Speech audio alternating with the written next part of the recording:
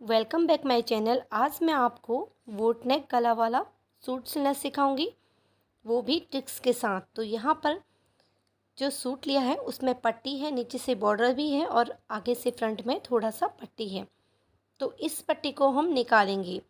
तो देखिए, अगर हम इस तरीके से सूट की कटिंग करते हैं ना तो हमारा काफ़ी कपड़ा वेस्ट हो जाता है। तो जैसे कि हम चेस्ट के अकॉर्डिंग कपड़े को फोल्ड करते हैं मार्जिन लेके, तो यहाँ पर जैसे कि चेस्ट 10 इंच है तो ये कपड़ा हमारा देखिए कितना एक्स्ट्रा बचेगा मार्जिन लेने के बाद भी। तो हमें क्या करना है, हमारा कपड़ा वेस्ट ना हो और आस्तीन भी हमारी अच्छे से निकल जाए। तो हम इसकी पट्टी को निकालेंगे। सबसे पहले मैं यहाँ पर नीचे की पट्टी निकालूंगी। नीचे से पट्टी निकालने के बाद हम ऊपर की जो नेक लाइन में हमारी पट्टी है उसको भी हम निकाल देंगे। तो यहाँ पर देखिए, ये इजी तरीके से हम इस पट्टी को निकाल देते हैं। देखिए निकल चुकी हैं हमारी दोनों पट्टियाँ। तो हमने कपड़े को अब इस तरीके से रखा है। देखिए तो कपड़ा हमारा आगे को कितना एक्स्ट्रा है। तो यहाँ पर देखिए, मार्जिन लेने के बाद ये कितना एक्स्ट्रा कपड़ा था जो कि हमारा बच जाता, लेकिन अब ये यूज़ में आएगा। तो सबसे पहले मैं यहाँ पर सूट की लंबाई का मार्क करूँगी। तो हमें सूट की लंबाई का मार्क करना है। तो यहाँ पर मेरे सूट की लंबाई जो है 40 इंच है। 40 इंच पर मैं निशान लगा देती हूँ, देखिए इस तरीके से।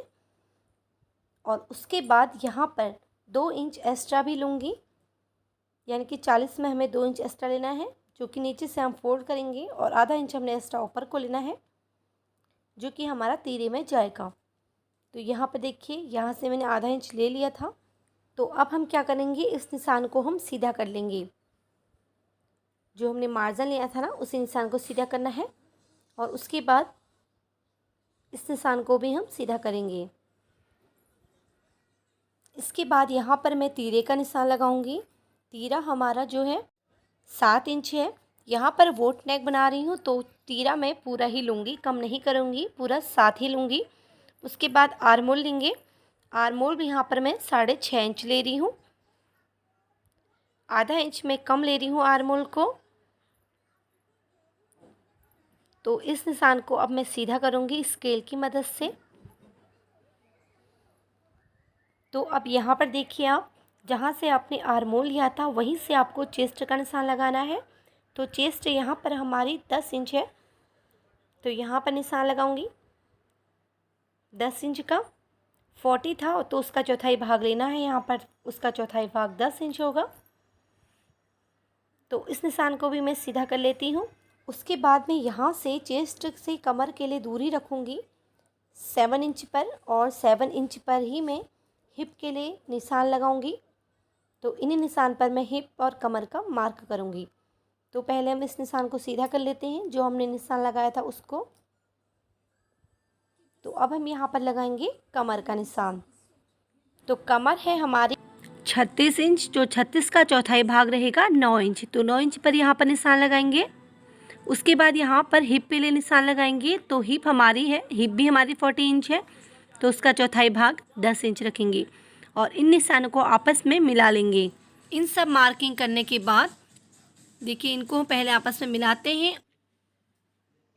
इसके बाद यहाँ पर हम बोट गला के लिए निशान लगाते हैं। तो बोट गला हम यहाँ पर 4 इंच पर रखेंगे, यानी कि इसकी चौड़ाई जो है 4 इंच से रखेंगे। अगर आपकी 36 है तो आप 3.5 या 3 इंच भी रख सकते हैं चेस्ट साइज के अकॉर्डिंग। तो इसकी लंबाई की बात करें तो लंबाई भी यहाँ पर मैं 4 इंच रखूँगी। अब यहाँ पर 2 पॉइंट जो है तीरे को झुकाव देना है इस तरीके से, ज़्यादा नहीं देना है, बस 2 पॉइंट ही देना है। और गले की कटिंग तो हम बाद में करेंगे, सिर्फ अभी हमने निशान लगा रखा है। इसके बाद हमें क्या करना है, आधा इंच हम अंदर को जाएंगे आर्मोल को शेप देने के लिए, और इसे इस तरीके से तिरछा करेंगे। ये हमने बोट गले में देना होता है। आप 1 इंच भी ले सकते हैं इसे, या फिर आधा इंच भी दे सकते हैं।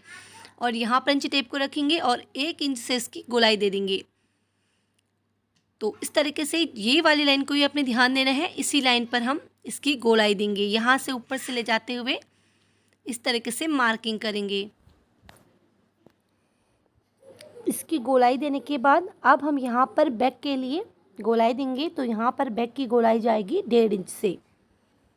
तो 1.5 इंच से जाएगी, और इसको भी हम इस तरीके से, इसको हम दूसरी वाली लाइन पर मिलाएंगे। देखिए इस तरीके से। तो ये हो गई हमारी आर्मोल की शेप। उसके बाद हम यहाँ पर देख लेते हैं, नीचे से देखिए स्केल को हम हिप के यहाँ पर रखेंगे और इस तरीके से सीधी लाइन ड्रॉ करेंगे और मार्जिन भी इस तरीके से ले लेंगे। हिप पॉइंट पर ही स्केल को रखना है, ध्यान रहे, जो कि हम चाक मोड़ते हैं ना साइड से, उसके लिए। और अब हम क्या करेंगे, 2 इंच का मार्जिन लेंगे। जैसे हमने 2 इंच का मार्जिन नीचे लिया है, वैसे ही हम ऊपर से भी 2 इंच का मार्जिन लेके इस तरीके से लाइन ड्रॉ करेंगे। तो अब हम इसकी कटिंग करेंगे। तो देखिए हम यहाँ से तीरे से कटिंग करते हुए लाएंगे, इस तरीके से तीरे को काटेंगे। गले को हमने अभी नहीं काटना है, बाद में ही काटेंगे, क्योंकि हम फ्रंट गला बुकरम वाला और पीछे से गला हम पट्टी वाला बनाएंगे, तो इसीलिए हम गले की कटिंग अभी नहीं कर रहे हैं। इस तरीके से हम आर्मोल की, बैक आर्मोल की गोलाई की कटिंग करेंगे। देखिए इस तरीके से, और जो हम निशान लगाए ना, उसी निशान को फॉलो करते हुए कटिंग करेंगे।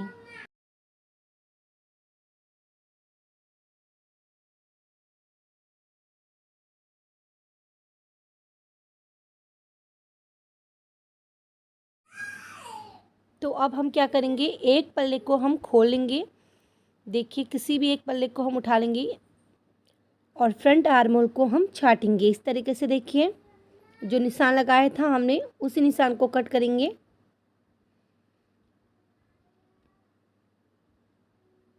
तो ये इस तरीके से हमने फ्रंट आर्मोल को भी छाट दिया है। उसके बाद हम बैक पल्ले को उठा लेते हैं और इस तरीके से फोल्ड करेंगे। देखिए मिलाते हुए अब हम इसमें वोट शेप देंगे। तो इसके लिए यहाँ पर मैं निशान लगाऊंगी। देखिए 4 इंच का निशान लगाऊंगी चौड़ाई से, देखिए 4 इंच, और लंबाई में भी 4 इंच। अगर आप 36 से छोटा साइज बना रहे हैं तो आप इसे 3 इंच 3.5 इंच भी ले सकते हैं। अगर 40 इंच से बड़ा लेते हैं तो 4 4.5 भी ले सकते हैं। तो इसका मैंने एक बॉक्स बना लिया है, देखिए इस तरीके से। तो अब मैं इसे शेप दूंगी। अगर आप इस तरीके से शेप देते हो तो ये गोलाई में कट हो जाएगा, वोट शेप बिल्कुल भी नहीं रहेगा। तो आपको किस तरीके से देना है वोट शेप, तो इसके लिए देखिए यहाँ पर मैं फ्रेंच कर्व का इस्तेमाल कर रही हूँ। तो देखिए इसको इस तरीके से नहीं रखना है, बल्कि इसको इस तरीके से रखना है, तिरछा। ऊपर से जो है लाइन ना, वो तिरछी जानी चाहिए और यहाँ से इस तरीके से ये मिलना चाहिए। तो यहाँ से इस तरीके से आप शेप दोगे तो ये परफेक्टली वोट नेक शेप आएगा। तो फ्रेंच कर है तो आपके पास, तो इससे आपका इजी हो जाएगा वोट नेक बनाने में, वरना आप हाथ से भी इस तरीके से कर सकते हैं। तो अब मैं इसी शेप में इसकी कटिंग करूँगी।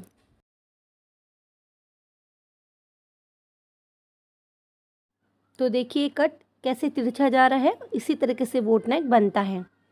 तो अब मैं इसे खोल के दिखा देती हूँ आपको। तो देखिए इस तरीके से वोट नेक की कटिंग हुई है। अगर आपको वोट नेक डिज़ाइन की फुल डिटेल वीडियो देखनी है तो आप मेरे चैनल पर जाकर देख सकते हैं, या डिस्क्रिप्शन बॉक्स में भी दे दूँगी इसका लिंक में। तो अब यहाँ पर मैं आस्तीन के लिए कटिंग करूँगी। तो आस्तीन के लिए मैंने यहाँ पर कपड़े को इस तरीके से 4 फोल्ड किया है। तो सबसे पहले यहाँ पर मैं आस्तीन की लंबाई देख लेती हूँ। तो आस्तीन की लंबाई जो मुझे रखनी है वो है 16 इंच। तो ये कपड़ा देखिए, आपको देख लेना है कि आपका कपड़ा पूरा है कि नहीं, उसी हिसाब से आप इसकी कटिंग कीजिए।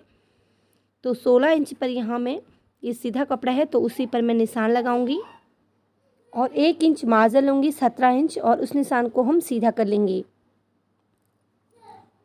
ये इस तरीके से। इसके बाद यहाँ से हमें 3 इंच अंदर को लेना है, या फिर 2.5 इंच भी ले सकते हैं। तो ये फुल आस्तीन है, तो यहाँ पर मैं 3 इंच ले रही हूँ और इस निशान को हम सीधा करेंगे। आप इस निशान पर आपने ध्यान देना है, जैसे कि आपने आर्मोल की कटिंग 6.5 से की थी, तो यहाँ पर इसे हम 7 इंच से करेंगे, मतलब 7 इंच पर इसका निशान लगाएं। जब भी आप सूट की कटिंग कर रही हो ना आस्तीन की, तो आपको आर्मोल से आधा इंच यहाँ पर बढ़ा देना है आस्तीन की कटिंग करते वक्त।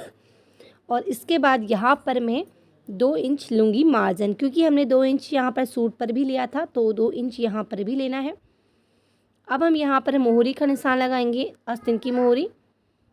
तो 4 इंच यहाँ पर मेरी मोहरी पर निशान है, तो इस निशान को इस निशान से मिलाएंगे। स्केल की मदद से इस तरीके से तिरछी लाइन करेंगे हम और इसको मिला लेंगे।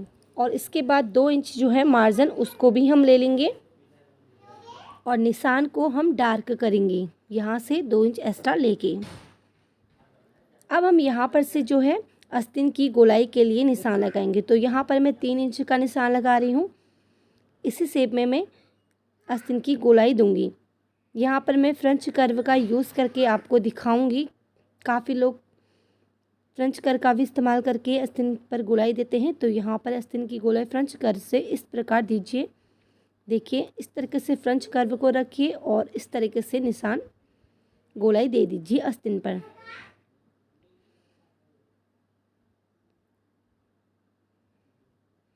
तो निशान को डार्क कर लेते हैं और इसी निशान पर हम कटिंग करेंगे आस्तीन की। तो अब हम फ्रंट आर्म होल की भी मार्किंग करेंगे। तो यहाँ पर 1 इंच में अंदर को ले लेती हूँ। तो देखिए 1 इंच अंदर को लिया और इस निशान को इस तरीके से मिलाते हुए ऊपर ले जाना है हमें। ये देखिए इस तरीके से।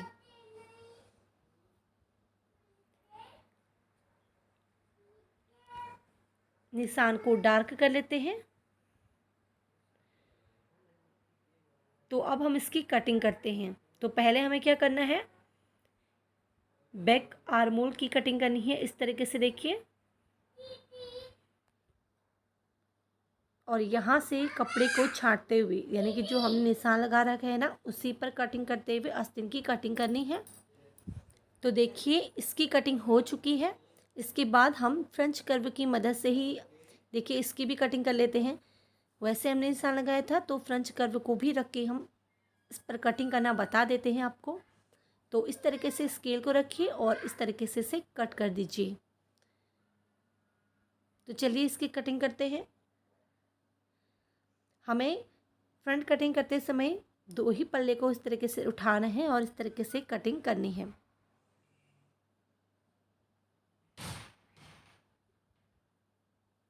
आप चाहे तो ऊपर तक इसे ले जा सकते हैं। देखिए इस तरीके से हल्का सा कपड़े को छाटते हुए। तो देखिए हम इसको आमने सामने आपको रख के भी दिखा सकते हैं कि इसकी गोलाई परफेक्ट आई है कि नहीं। देखिए परफेक्ट आई है। ये दोनों आमने सामने रहेंगे। तो हमने फ्रेंच कर्व की मदद से आसान तरीके से इसकी कटिंग करी है। तो हमारे कुर्ती की कटिंग कंप्लीट हुई। अगर आप इसकी स्टिचिंग वीडियो देखना चाहते हैं तो नीचे डिस्क्रिप्शन बॉक्स में इसका लिंक दे दूँगी। Thank you for watching. Bye bye.